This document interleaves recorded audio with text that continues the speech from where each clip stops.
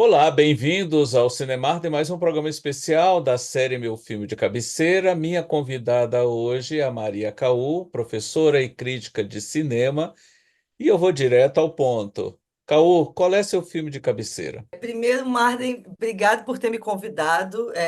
Eu estava pensando, né? Eu respondi essa pergunta que você me fez, primeiro com a resposta que eu dou quando me perguntam qual é o meu filme favorito, né? Que é uma pergunta super difícil, então eu meio que escolhi já uma resposta que eu uso para não ter que entrar nessa ideia de que filme favorito para quem é crítico, para quem é cinéfilo brabo, é muito difícil, né?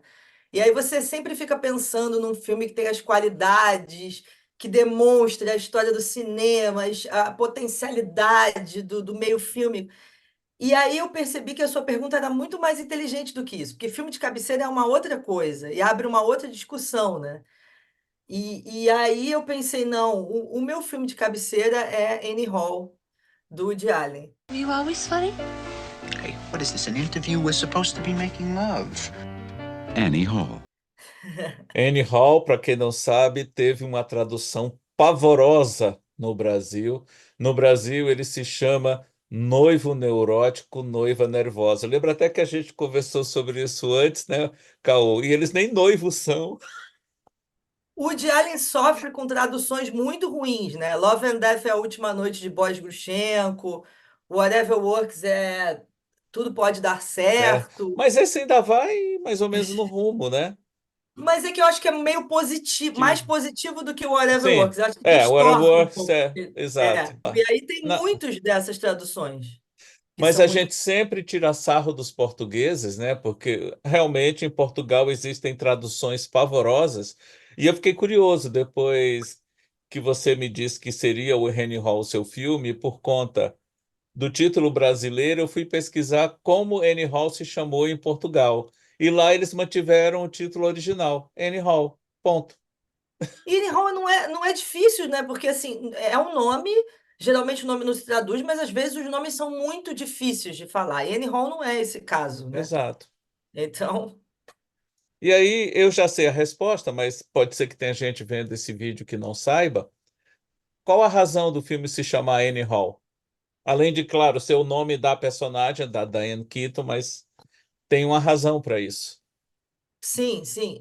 Então, o filme originalmente ele ia se chamar Anedônia, eu acho que é do nome, que é a impossibilidade de sentir prazer. A personagem da Diane Keaton, ela surgia muito menos, assim, ela tinha muito menos escopo nesse roteiro original. Eu adoraria ver esse roteiro original, eu só sei relatos, isso nunca foi publicado e tal. O que a gente vê geralmente publicado de Woody Allen são pós-roteiros. Mas Annie Hall é exatamente, e a gente fica falando muito sobre criação no cinema e qual que seria A gente tem essa ideia de que o autor é o diretor do filme. Então eu acho que a Diane Keaton é muito autora desse filme e a gente já vê pelo nome do filme. Ela meio que foi tomando todo o filme, o figurino do filme são as roupas que ela usava na época.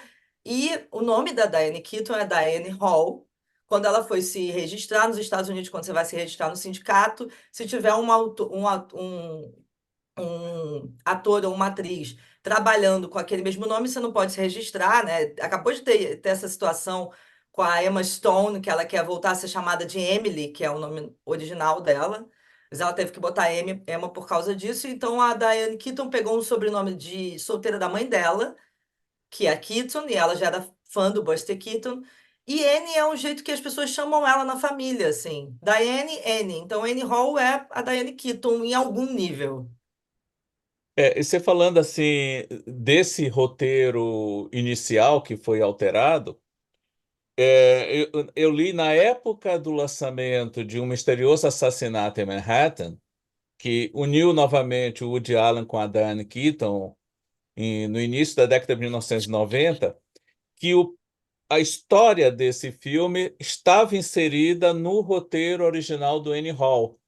Era um roteiro maior que tinha um plot de uma investigação, mas que o Woody Allen, em algumas leituras com o Brickman, né, o outro roteirista, acharam que estava meio perdido e eles suprimiram completamente aquela trama detetivesca que tinha no roteiro original e terminaram quase 20 anos depois escrevendo um roteiro a partir daí. Você sabia dessa história?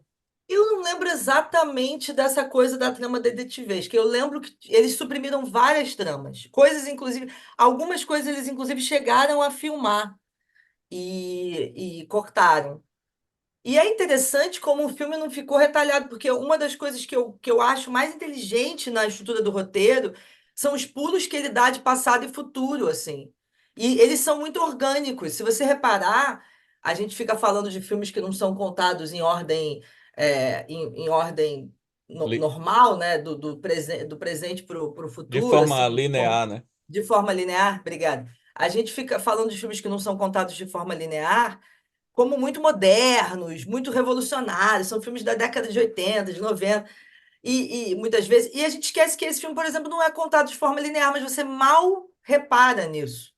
Ele começa de um ponto, ele vai para outro, ele volta para o passado, ele faz uma série de pulos, assim. E é engraçado porque a biografia do Woody Allen começa assim também. Ele conta a infância dele de uma forma bem não linear. Ele vai pulando e aí volta.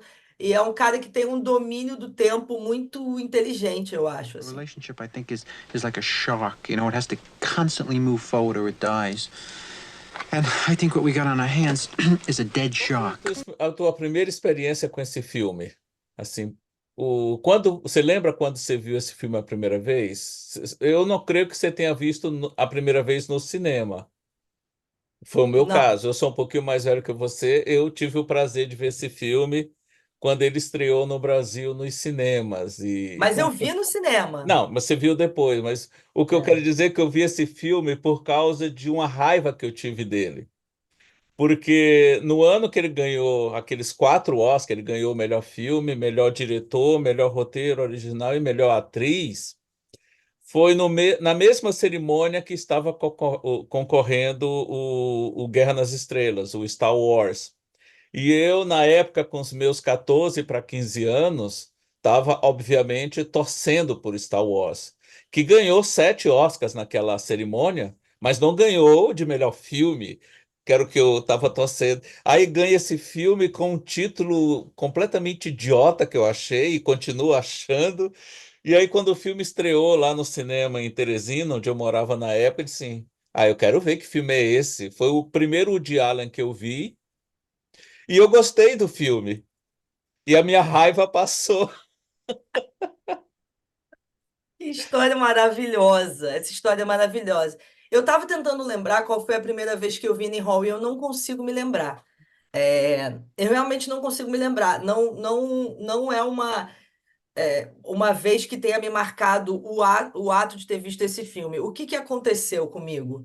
Eu lembro muito da segunda vez, eu acho que é a segunda vez, porque eu já vi esse filme tantas vezes que eu fiquei completamente, as coisas ficaram completamente borradas para mim. Ontem, por exemplo, eu falei assim, eu vou dar uma olhadinha no filme, porque eu falei assim, eu não preciso rever esse filme para conversa com Marden, porque esse é um filme e eu revejo tudo, eu sou super certinha quando eu vou fazer uma coisa, falo, não vou rever e tal. Eu falei, esse filme é um filme que eu consigo dar play na minha cabeça tranquilamente. Mas aí eu falei assim, não, eu vou dar uma olhadinha e fiz uma coisa que eu nunca faço. Eu nunca vejo filme nenhum no celular. Eu não lembro qual foi a última vez que eu vi um filme no celular. Mas eu pensei, vou dar uma olhadinha aqui em Annie Hall no meu celular, porque eu já vi Annie Hall muitas vezes, 30 vezes, sei lá quantas vezes, não tem problema eu ver no celular hoje, sabe, né? Não é uma coisa. Aí eu comecei a ver o filme e me ferrei, porque eu vi o filme inteiro no celular, deitado na cama, porque eu não, ele te puxa. Então, assim, a segunda vez o que que aconteceu comigo, que me marcou muito, eu gostava muito de Woody Allen quando eu entrei na faculdade de cinema. Meu pai era um cara que gostava muito de cinema, ele também gostava de Woody Allen. Então, a gente teve algumas conversas sobre o Woody Allen. O filme favorito do meu pai era A Última Noite, Boris Grushenko, Que é o filme Love and anterior Death. dele, né? Que ele É. fez logo antes do Annie Hall. Sim, e aí meu pai morreu meio assim bem inesperadamente 6 dias antes do meu aniversário de 20 anos. E foi muito trágico, porque meu pai era a minha pessoa favorita no mundo, eu era muito ligada a ele. Eu tinha muita coisa em comum com ele, muito mais coisas em comum do que eu tenho com a minha mãe, com as outras pessoas da minha família. Eu tinha com meu pai uma conexão muito profunda. E eu fiquei muito mal, porque é perto de uma data redonda, e meu aniversário, e tudo isso. E aí eu fui na locadora, isso foi tudo em 2003, né? Então, locadora e tal. E eu tinha sempre a locadora como um lugar de conforto, né? É isso, eu fui na locadora, daí eu aluguei 3 filmes do Woody Allen, e, entre eles Annie Hall, e eu aluguei um show do David Bowie. É por causa disso que hoje eu sou Bowie maníaca também. Então, eu fiquei em casa, eu tava muito mal, eu tava muito destruída, eu tava... E aí uns amigos meus chegaram no meu aniversário e me deram um livro do Woody Allen, o livro até da Neuzinha, da Neuza Barbosa, aquele Gente de Cinema Woody Allen, que começou a minha coleção sobre o Woody Allen, e uma tradução do Rui Castro das coisas dele. E eu fiquei muito imersa no Woody Allen e nos filmes, e principalmente em Annie Hall. Vi muitas vezes naquela semana, via, voltava e via de novo. E aí ele se tornou, com certeza, o meu filme de conforto, assim. E o que eu digo em várias entrevistas que eu já dei e tal, é que o Woody Allen era exatamente o que eu precisava naquele momento, porque eu não podia ver uma coisa muito boba, porque se eu visse uma coisa muito boba, eu não ia conseguir me conectar. Se eu visse uma narrativa, se eu visse um filme mais bobo do mundo, eu não ia achar a menor graça, não é o meu humor. E eu tava puta com a vida, eu tava achando que a vida não vale a pena. E o de Allen era divertido, eu conseguia me ver rindo em certas situações, ficava até um pouco culpada de estar rindo de novo, e ao mesmo tempo era profundo. E aí eu precisava de uma coisa que me falasse sobre a vida profundamente. E aí eu me conectei muito com o filme. Depois eu vi no cinema, mas depois eu vi milhões de outras vezes. Mas foi muito nesse contato, assim. Comigo aconteceu uma coisa muito engraçada, porque eu nunca tinha visto uma quebra de quarta parede num filme. E já no começo, aliás, no começo e ao longo de todo o filme, constantemente a quarta parede é quebrada. E eu achei muito curioso ele lembrar da infância dele e ele aparecer adulto no lugar que ele sentava na escola, interagindo com os colegas, ainda crianças e tudo. Eu achei aquele tudo. Que coisa legal. Eu achei. É E, porque. é, Desculpa. não, era isso. Achei aquilo tudo muito, muito legal, muito É que o diferente. filme se passa dentro da cabeça dele, né? Uhum. Isso é que é extremamente sofisticado. O filme se passa dentro da cabeça dele, das fantasias dele, da forma como ele elabora sobre as coisas que se passaram com ele. E, claro, essa quebra de quarta parede é muito impressionante. O filme começa com ele olhando para você falando, e depois ele vai falar de dentro das memórias, ele vai falar de dentro de situações. é, que estão acontecendo, né? Aquela famosa coisa da fila do cinema. E é Uhum. muito engraçado que isso ainda é considerado muito moderno. Eu estou aqui com uma caneca, por coincidência, tomando meu café com a Fleabag. minha caneca de Fleabag. Eu acho o Fleabag extremamente influenciado pelo Woody Allen, assim. O jeito que ela fala com a quarta parede. E aí, assim, tem pessoas que reparam que ela está falando, isso tem no Woody Allen lá atrás. Então, assim, o Woody Allen, ele tem uma coisa que as pessoas acham que ele é muito bom só em tema. Ah, ele é muito profundo, ele é muito literário, ele tem muitas referências. Não. Ele avançou muito. Avançou, né? Avançou é um verbo talvez errado, mas ele fez coisas para a linguagem do cinema, marcos da linguagem do cinema, como o mockumentary, como a quebra da quarta parede, que ele não foi a primeira pessoa a fazer, mas ele fez dessa forma extremamente orgânica e diferente que as pessoas do que as pessoas faziam. Tem muitas coisas nesse filme que eu vi pela primeira vez nesse filme. Tem a sequência famosa que eles estão flertando, ele, a Annie Hall, o Alvin e a Annie Hall, e você tem as legendas do que eles estão pensando. Então, assim, várias dessas coisas. Ele tem uma coisa que é genial, que é assim: ele quer contrastar a família dele com a família dela. Ele faz uma tela dividida, só que aí, de repente, a família começa a falar com a família da tela dividida. Então, assim, esse filme é muito legal nesse sentido, assim, e ele vai usar isso da quebra de quarta parede várias outras vezes, mas eu acho que talvez em Whatever Works seja tão sofisticado quanto, mas nunca vai me pegar tanto quanto me pega nesse filme, porque realmente é. E ele tá muito bem, né? A gente não fala do Woody Allen ator, essa é a única indicação da carreira dele ao Oscar como Uhum. ator. É, ele ganhou como diretor, no caso. Ele Mas é ganhou um como diretor, ele ganhou como roteirista mais de turista uma vez. vez. E o melhor E filme que eu. Não, ele não é o produtor, né?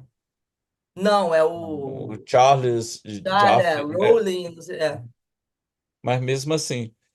Mas eu acho que ele tá muito bem como ator nesse filme. Mas isso, Especialmente bem. Woody Allen. I love what you're wearing. Oh, you do? Yeah. Oh, well, this isso que você falou de pensar uma coisa e falar outra, né? Aquela brincadeira que tem num certo momento da conversa entre a Anne e o Alvin. Quando eu vi o primeiro Divertidamente, que alguma coisa assim parecida rolando na cabeça da Riley e tudo, eu me lembrei na hora do Annie Hall. Eu disse, eu já vi isso antes. Sim, mas o Divertidamente brinca muito com essas questões também, até porque está na essência da história, né? A manifestação das emoções que nem sempre coincidem com o que está acontecendo de verdade.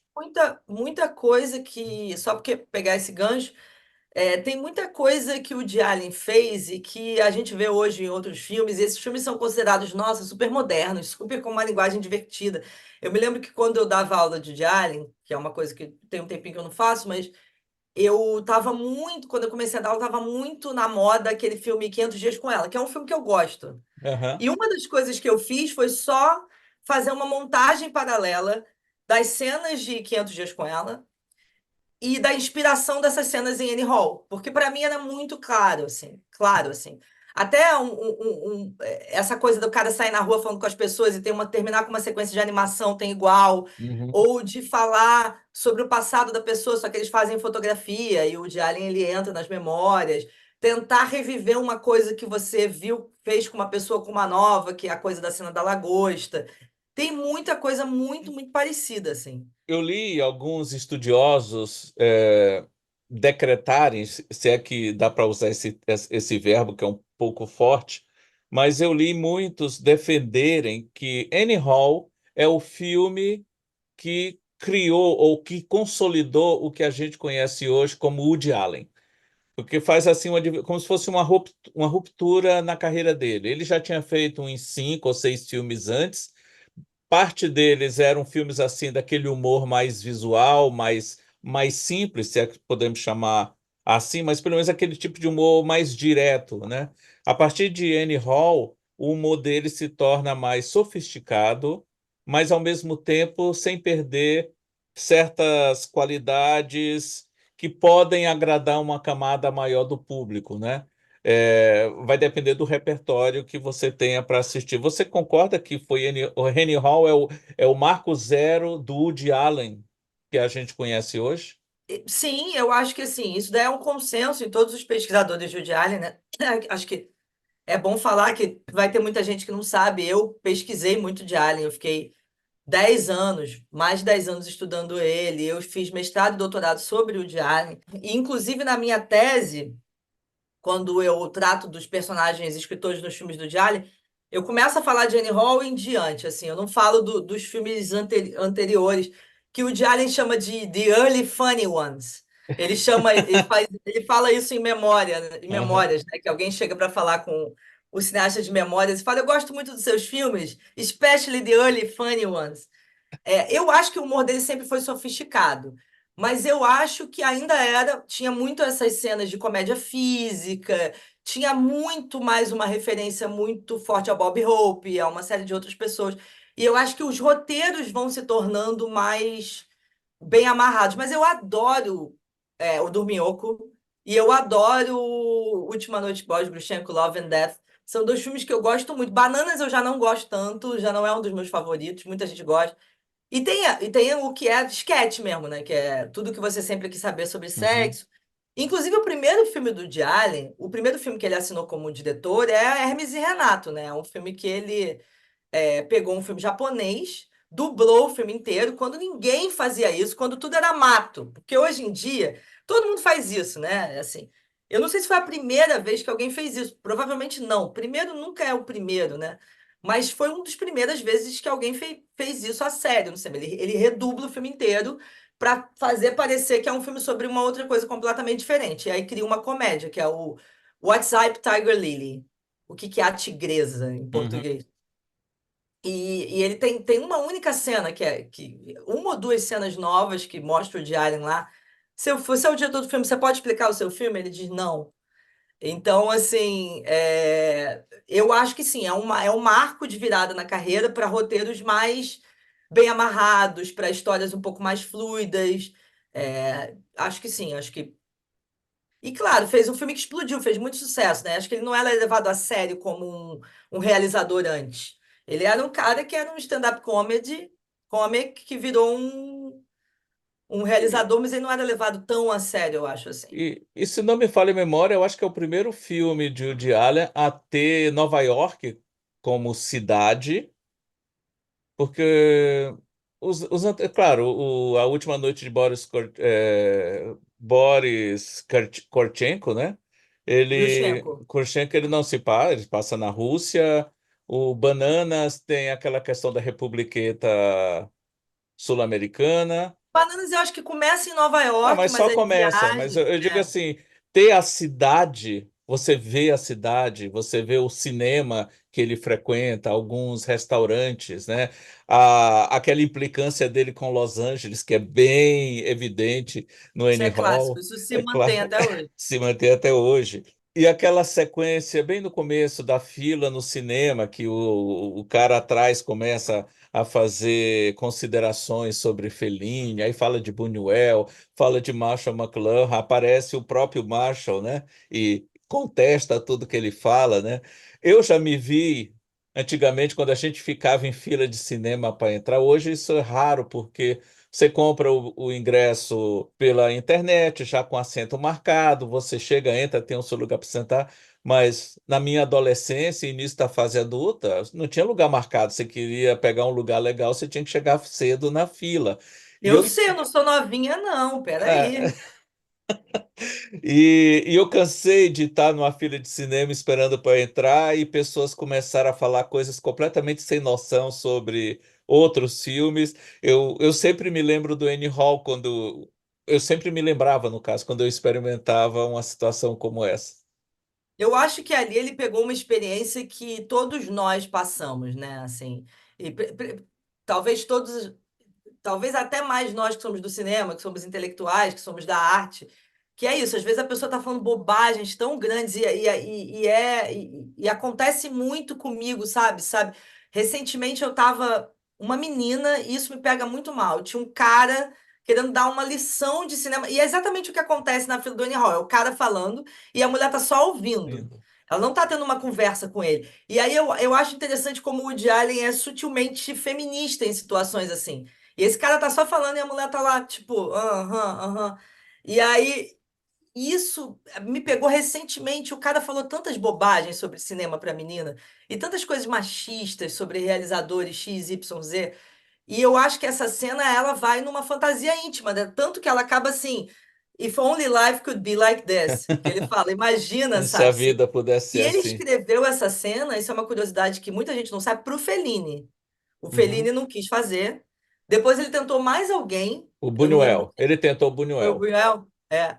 E aí ele termina com Marshall McLuhan, e eu achei incrível o McLuhan ter é, topado, né? ter topado, porque assim, quando eu fiz cinema, mas era uma cadeira, era comunicação, né? Uhum. Comunicação com habilitação em cinema.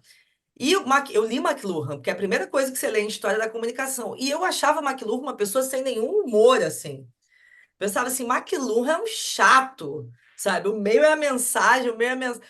E ali você vê que ele não era assim, né? Porque para ele fazer isso, eu pensei, bom, eu acho que eu entendi o McLuhan mal, preciso reler High McLuhan. intensity, you understand? A hot medium. What I as wouldn't opposed give for to, a large sock as with horse opposed to manure in print, it. which uses essentially What do you linear. do when you get stuck Or- on a movie line with a guy like this behind you? Wait a minute, why It's can't I just give my maddening. opinion? It's a free country. He can give you. Do you have to Yeah. give it so loud? I mean, aren't you ashamed to pontificate like that? And the funny part of it is, Marshall McLuhan, you don't know anything about Marshall McLuhan's really? work. Really? I happen to teach a class at Columbia called TV, Media, and Culture. So I think that my insights into Mr. McLuhan, well, have a great deal of validity. Oh, do you? Yeah. Well, that's funny because I happen to have Mr. McLuhan right here. So, yeah, just let me come over here a second. Oh, Tell him. I heard what you were saying. You know nothing of my work. You mean my whole fallacy is wrong. How you ever got to teach a course in anything is totally amazing. Boy, if life were only Ele me like... lembrei. Eu tive um professor que o sobrenome dele do meio era Mensagem. E a gente sempre brincava, chamava ele de Maquilurra, porque o meio é a mensagem. Isso é genial, é genial. Muito bom. Mas foi a partir do Annie Hall, então, que começou esse teu envolvimento com a obra do Woody Allen, foi o ponto zero mesmo, e a partir daí você virou assim atenta a tudo que ele fazia, passou a ver todos os filmes, e isso se refletiu depois no teu mestrado, doutorado. O ponto zero disso tudo foi o Annie Hall. Mais ou menos, como eu falei, eu já gostava do Woody Allen, mas a partir dessa experiência com a morte do meu pai, eu sou uma pessoa que eu uso obsessões para me ajudar a resolver problemas difíceis da vida. Então, é muito comum, assim, eu estar passando por uma situação difícil e eu ficar obcecada em alguma coisa de arte. Eu acho, inclusive, isso saudável, assim. Eu sou uma aleniana, eu fiz análise 8 anos, 11 anos seguidos, 11 anos. Meu analista se aposentou recentemente, está bem difícil para mim isso, inclusive. Então, assim, eu uso essas obsessões. Então, a partir dessa experiência, eu mergulhei muito mais, eu acho. E isso foi importante para mim. Aí eu comecei a ver um monte de filmes, mas eu me lembro, assim, de eu adolescente, 14 anos, 13 anos, e eu falando, eu tenho que ir embora desse churrasco, porque eu aluguei um filme do Woody Allen, quero ver. E eu sou de Araruama, né, que é uma cidade menor, e as pessoas, assim, você vai ver um filme do Woody Allen com 14 anos, em vez de ficar no churrasco. E eu sou uma pessoa sociável, mas eu falei, não, eu aluguei e tal. Que eu acho até hoje que foi o primeiro filme do Woody Allen que eu vi, 13, 14 anos, que é o Todos Dizem Eu Te Amo, que eu tinha alugado, que é um musical dele. Não. Uhum. E aí, a partir disso, eu fiquei muito obcecada. Eu vi todo o Woody Allen. Eu vi milhões de vezes algumas coisas e sempre volto para o Annie Hall, porque o Annie Hall é um filme que eu sempre volto. E eu sempre volto quando eu quero entender o que mais me interessa no cinema, que é essa coisa que eu falei, dele ser um filme tão fácil de você navegar por ele, que tem uma linguagem sofisticada, mas que é tão transparente. Você não fica o tempo todo pensando, nossa, como esse filme é sofisticado, que tem filme que chama atenção para a sua sofisticação. E o Woody Allen não chama atenção para a sofisticação dele. Eu acho isso tão genial, assim. Eu acho isso, inclusive, mais difícil. É, fazia muito tempo que eu não via o Annie Hall, e claro, quando as outras vezes que eu vi, e fazia bastante tempo mesmo que eu tinha visto ele a última vez, coisa para talvez uns 30 anos pelo menos, revendo ele esse fim de semana para nossa conversa, eu reconheci, por exemplo, Paul Simon, que aparece em alguns momentos, eu já sabia por conta da dupla, eu já tinha escutado aquela coisa toda. Mas eu reconheci o Jeff Goldblum numa pequena ponta lá. Uma Ah, fala maravilhosa. I forgot Got my and mantra. Try. A Beverly D'Angelo, que depois eu revi em Ré, em vários outros, naquela série Férias Frustradas, ela aparece naquele programa Dentro de da. TV do amigo dele lá em Los Angeles. E a última cena, essa eu tive que parar, voltar, congelar a imagem e depois pesquisar para descobrir. Uma ponta minúscula da Sigourney Weaver é a menina com quem ele está namorando na última cena, quando ele reencontra a Annie Hall na frente do cinema. Depois Eles estão daquela vendo The cena. Sorry and the Pity. Logo depois da cena da peça, né, que ele modifica, dá um final feliz para a história, ele diz que reencontrou a Anne outras vezes, e aí você vê essa cena na porta do cinema e aquela jovem com que ele está namorando ou saindo, sei lá, é a Sigourney Weaver. Eu achei familiar, me chamou a atenção a altura, né? Ela é bem mais alta do que o de Allen. Eu parei de assim, esse rosto é familiar. Eu tentei dar um zoom, disse assim, tá parecendo a Sigourney Weaver. Aí eu fui pesquisar no IMDb, pegar toda a lista do elenco, e lá no final tem Sigourney Weaver, garota na porta do cinema com Alve. Essa pontinha eu nem me lembrava, mas é engraçado que quando eu estava fazendo o doutorado, eu vi todos os filmes do Woody Allen em ordem, porque eu queria saber o caminho que ele faz. E aí eu fiquei muito surpresa com pontas de pessoas muito grandes, sei lá. Jennifer Garner faz uma ponta mínima em Desconstruindo Harry, uma cena do elevador, assim. Tem milhões de pontinhas, assim. E o que eu acho mais engraçado, mais interessante, é que tem tanta referência, tem tanta piada, que na 30ª vez que você vê o filme, você vê coisas que você não tinha visto antes. Eu tenho certeza que eu ainda não esgotei Annie Hall. Ah, Isso me dá seguramente. mais vontade de viver, porque eu fico assim, nossa, ainda tem coisinhas. Eu me lembro que assim, na 25ª vez que eu vi o filme, eu até fui um pouco lenta nisso. Eu entendi uma piada que eu não tinha entendido, que é a primeira cena que chega que chega a Annie Hall, que ele tá esperando na porta do cinema para ver Face a Face do Bergman, e ele Uhum. não quer entrar com 2 minutos de filme. Eu também não entro com 2 minutos. A gente compreende, né, Marden? Essa é É, uma cena que a pessoa parece muito louca, mas a gente compreende. A gente fica, não, não, peraí. O é filme já só os começou. letreiros. É, não, eu quero ver o filme inteiro. E aí a gente compreende, ele é acossado por uns caras que perguntam se ele é famoso, se ele aparece no Johnny Carson, beleza? E os caras são meio com uma cara meio esquisita, meio mal encarado, com uma roupa meio de bad boy. E quando ela chega, ele fala assim: Você me deixou aqui com o elenco do Poderoso Chefão. O que é uma piada que eu sempre ri, mas Uma quem é piada, do elenco do Poderoso a Chefão? Diane Keaton. Pois Uma piada é, interna.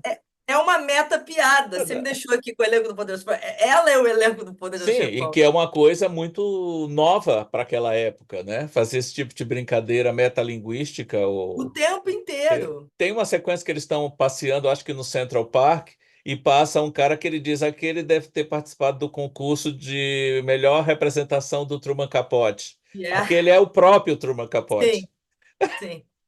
É cheio dessas coisinhas. Esse filme é uma joia. Ele é cheio de coisas muito. E a construção da personagem feminina, né? Não é à toa. Deixa eu. Será que vai dar para mostrar aqui, Vai, ó? vai, aí. Deu para Aham. ver? Deu, Eu dá tenho para uma ver. Annie Hall. Eu até saí. Aqui, ó. Ganhei uma Annie Hallzinha de.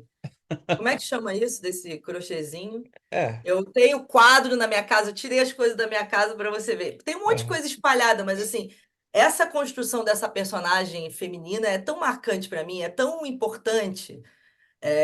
Ontem eu estava fazendo um curso sobre representação feminina em cinema e tal, e aí fala muito da Manic Pixie Dream Girl, e aí a professora, que é a Manuela Cantuária, que é ótima, falou: olha, mas nem todo mundo se encaixa nesse padrão. A Annie Hall, por exemplo, não é uma Manic Pixie Dream Girl. Eu fiquei tão feliz que ela disse isso, porque ela é uma personagem muito de carne e osso, né? Ela é uma personagem muito tridimensional. E aí tem a ver com a Diane Keaton, que é uma das pessoas que eu mais amo no mundo, assim e com a construção que eles fizeram em conjunto mesmo. E é uma construção meio que de vida, né? Eles são melhores amigos até hoje. Hoje. Eu fico louca para eles fazerem filme junto de novo. Uhum. Caô, essa conversa poderia durar horas e horas, mas a gente tem que terminar. Quem quiser acompanhar teus trabalhos, acompanhar o que você faz, onde é que te encontra? Olha, eu sou uma das editoras do críticos.com.br, que é o site de crítica bem antigo, que está aí desde 2002. O editor-chefe é o Marcelo Janot. E pode me acompanhar no Instagram, que se você botar lá Maria Caú, você vai me achar. E ali eu fico postando coisas que eu faço, coisas que eu publiquei, críticas que eu escrevi, por ali. É Eu isso. vou colocar esses links todos aqui embaixo na descrição. E é isso. Obrigado, Caô, pela conversa e até o próximo Cinemarden.